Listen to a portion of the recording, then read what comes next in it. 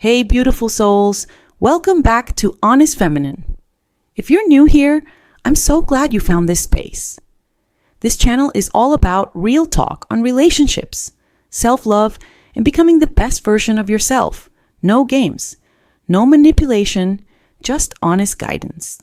Today, we're talking about something that almost all of us go through at some point: breakups.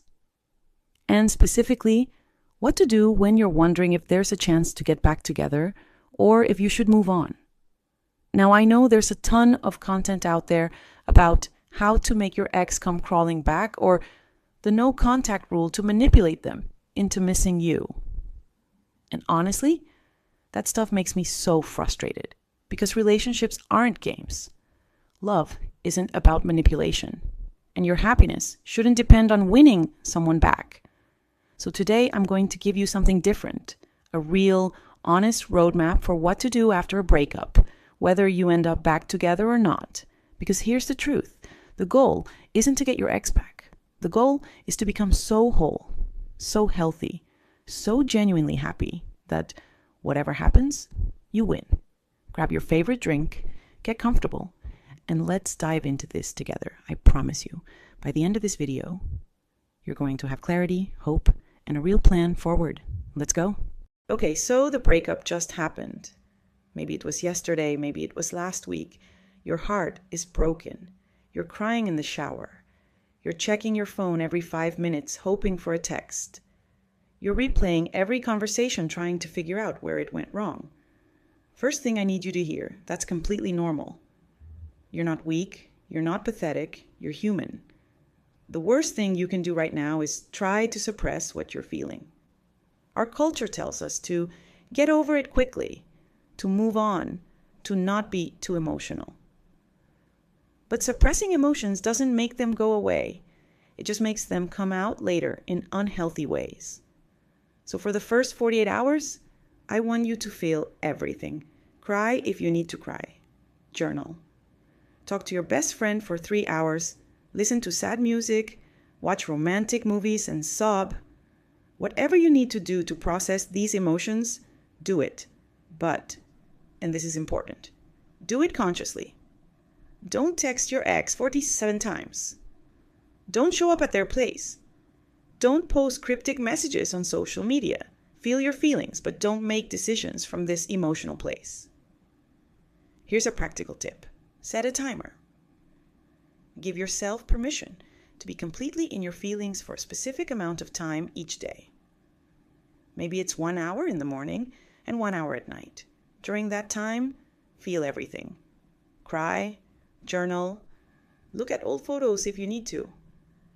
But when the timer goes off, you move into the rest of your day. This helps your brain understand that you're not ignoring the pain, but you're also not drowning in it all day long.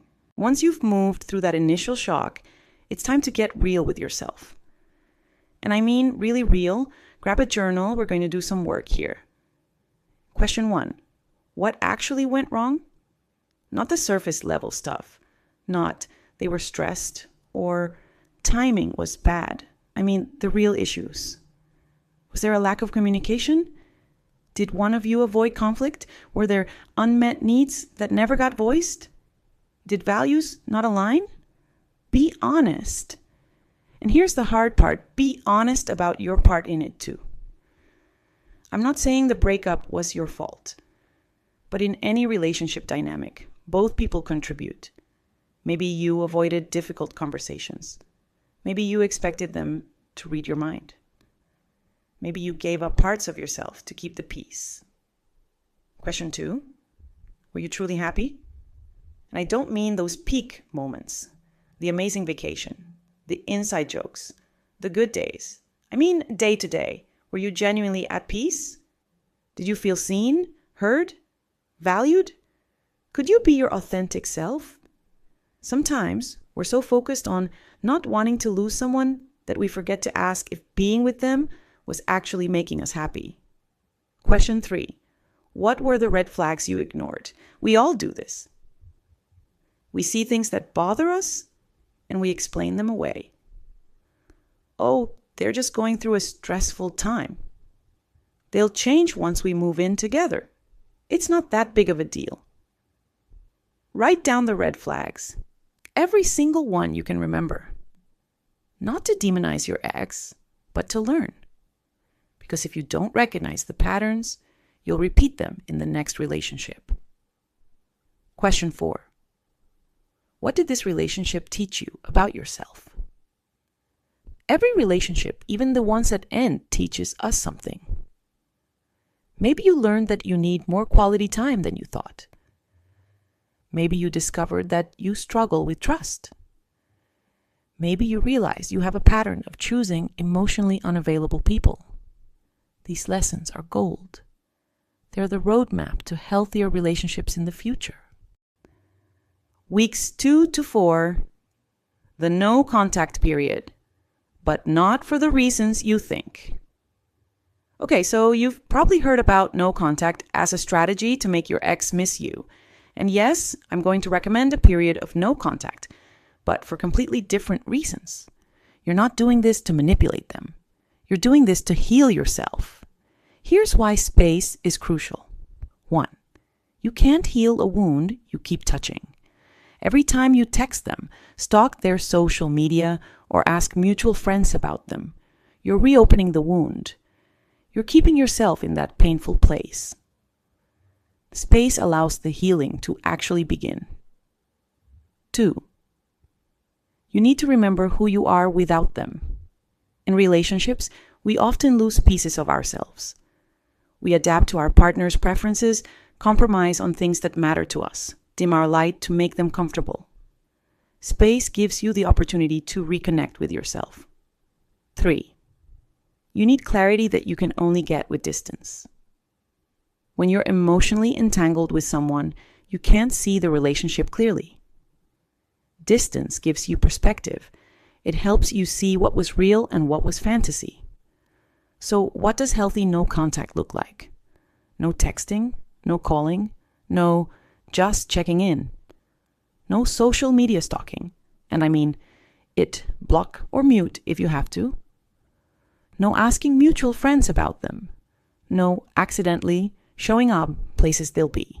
But here's what makes this different from manipulation tactics. You're not doing this to make them miss you. You're doing this to give yourself space to heal and gain clarity. If they reach out during this time, you can respond, but keep it brief and boundaried. Hey, I appreciate you reaching out. I'm taking some time to focus on myself right now. I hope you're well. That's it. No long conversations. No getting pulled back into the emotional roller coaster. The goal is 30 days minimum, more if you need it. The real work, becoming whole on your own. Now we get to the part that actually matters.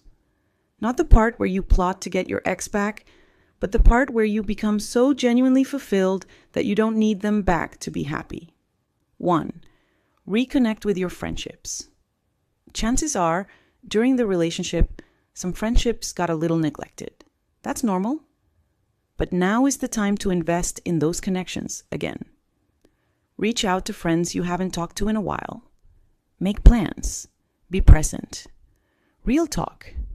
Your friends are probably relieved the relationship ended. Not because they didn't like your ex, but because they've been watching you dim your light and they missed the full version of you. 2. Rediscover your interests. What did you love doing before this relationship? What hobbies got pushed aside?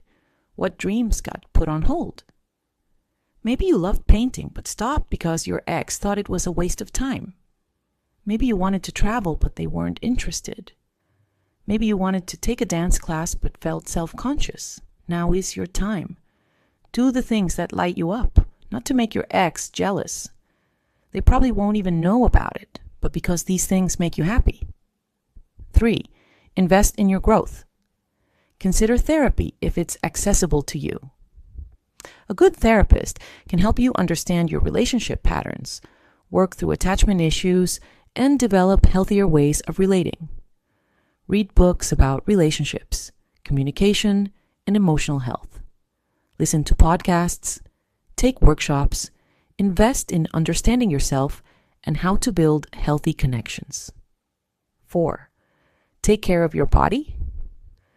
I'm not talking about some revenge body to make your ex regret leaving. I'm talking about honoring your body and treating it well because it's carried you through this difficult time. Move in ways that feel good. Maybe that's yoga, maybe it's dancing in your living room, maybe it's going for walks, eat nourishing food, get enough sleep. Your emotional healing and physical health are deeply connected. 5. Build a life you genuinely love. Here's the magic question.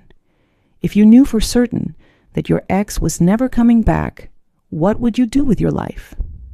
That's what you should be doing anyway.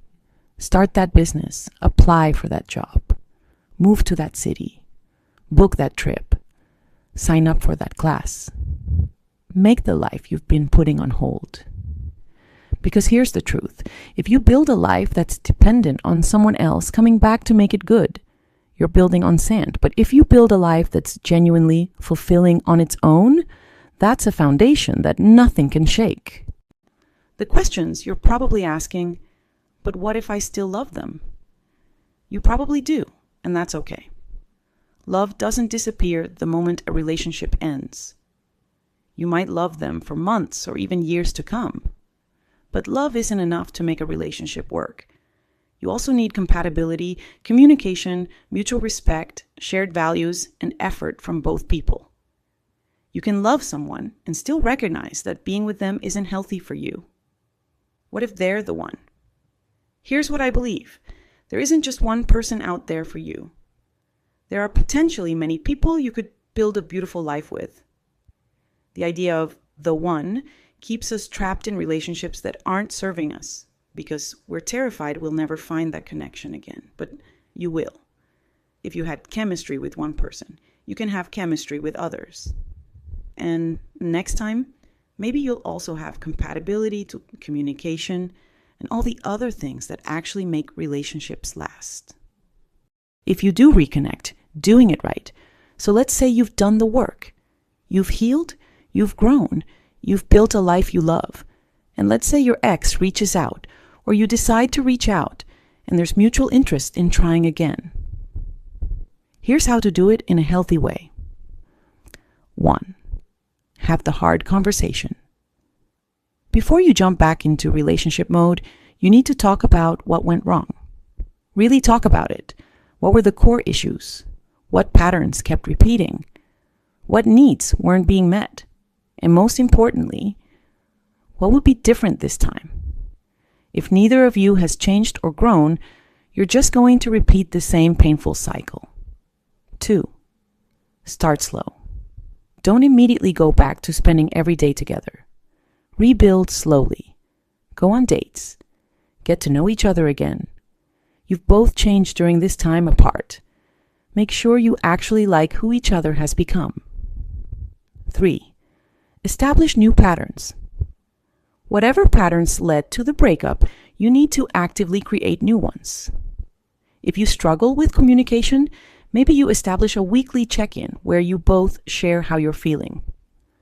If you had boundary issues, clearly define and respect each other's boundaries. You can't do the same things and expect different results. 4. Consider couples counseling.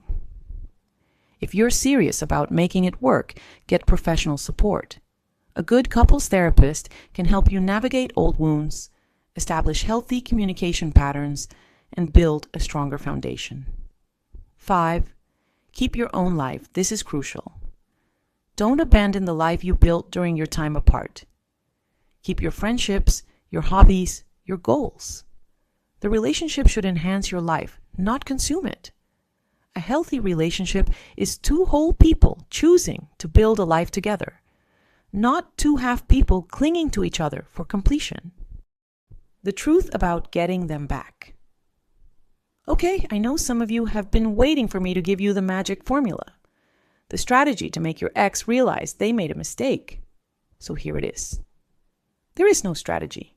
There is no formula. There is no trick.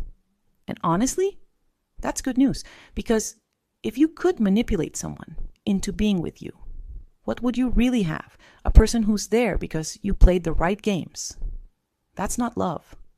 That's not real connection. That's not sustainable. Here's what I believe. If two people are meant to be together, they'll find their way back to each other. But that reunion will be built on genuine growth, real change, and mutual choice, not manipulation tactics. I know this isn't the video you probably wanted. You wanted me to tell you exactly what to text them, exactly how long to wait, exactly how to make them jealous enough to come running back. But I can't do that because I care about you too much to give you manipulation tactics that might get temporary results but will ultimately leave you unfulfilled. What I can tell you is this: the process works, the healing works, the growth works, the self-discovery works. I've been through heartbreak. I've done the work I'm describing in this video. And I can tell you from experience, you come out of it stronger, wiser, more whole than you were before. All right, beautiful souls, that's everything I have for you today. I know this was long, but this topic deserves depth. Your heart deserves more than quick fix manipulation tactics. If this video resonated with you, please give it a thumbs up. It helps other women who are going through heartbreak find this message when they need it most. Subscribe to Honest Feminine if you want more real talk about relationships, self-love, and personal growth. Hit that bell so you don't miss upcoming videos. Share this with a friend who's going through a breakup. Sometimes we all need a reminder that healing is possible and that we're stronger than we think. And drop a comment below. Where are you in your healing journey? I'm sending you so much love. You've got this.